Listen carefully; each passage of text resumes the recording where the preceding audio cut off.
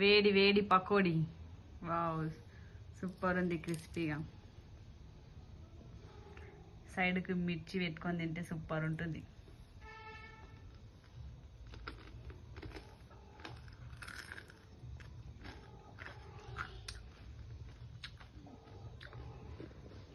Wow, super tasty.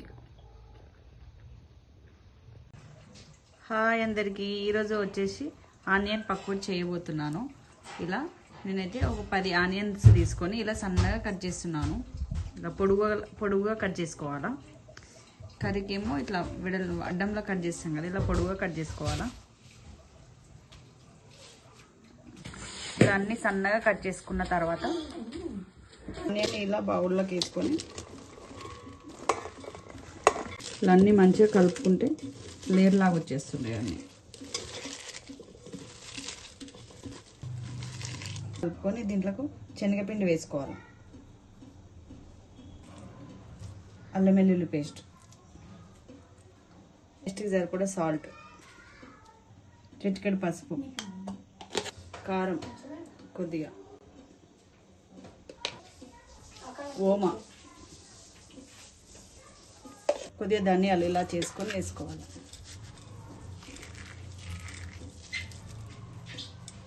కరివేపాకు వేసుకొని ఇలా కొత్తిమీర సన్నగా కట్ చేసుకొని కొత్తిమీర వేసుకోవాలి. ఇలా ఎల్లిపాయలు పొట్టు తీసుకొని కచ్చపక్క దంచుకున్నాను.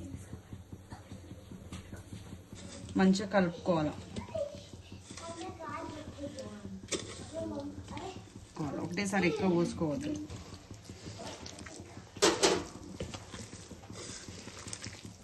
ఇంకా కొద్దిగా పిండి వేసుకుంటున్నాను. ముందుగా ఇట్లా ఆయిల్ పక్కన వేడి పెట్టేసుకున్నాను. ఆయిల్ వేడెక్కింది, చూద్దాం. వేడి ఎక్కింది, ఇట్లా పక్కన పెట్టేసేయాలి పొయ్యి పైన.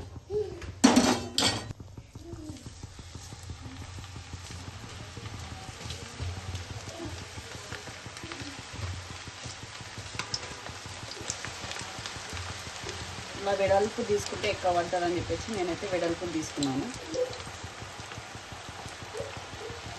ఈ మీడియంలో పెట్టేసుకుంటే మంచిగా కాలుతుంది.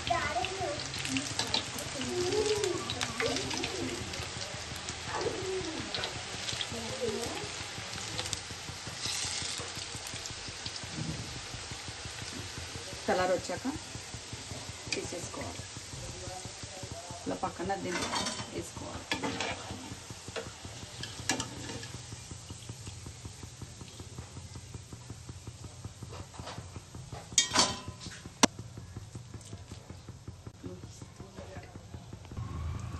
ఇలా మనం రౌండ్గా కూడా వేసుకోవచ్చు, బాల్స్ లాగా.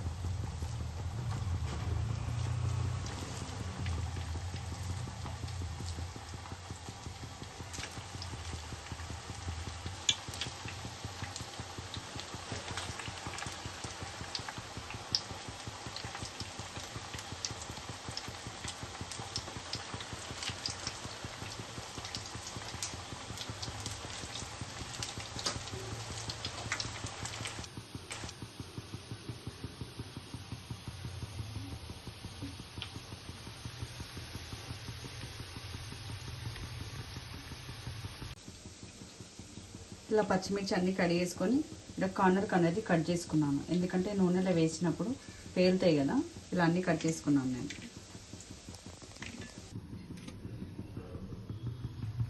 ఇలా ఆయిల్లో వేసుకోవాలి. ఇలా అయ్యాక తీసేసుకోవాలి. తీసుకొని దీనిలో పైనుంచి కొద్దిగా సాల్ట్ వేసుకోవాలి. పైన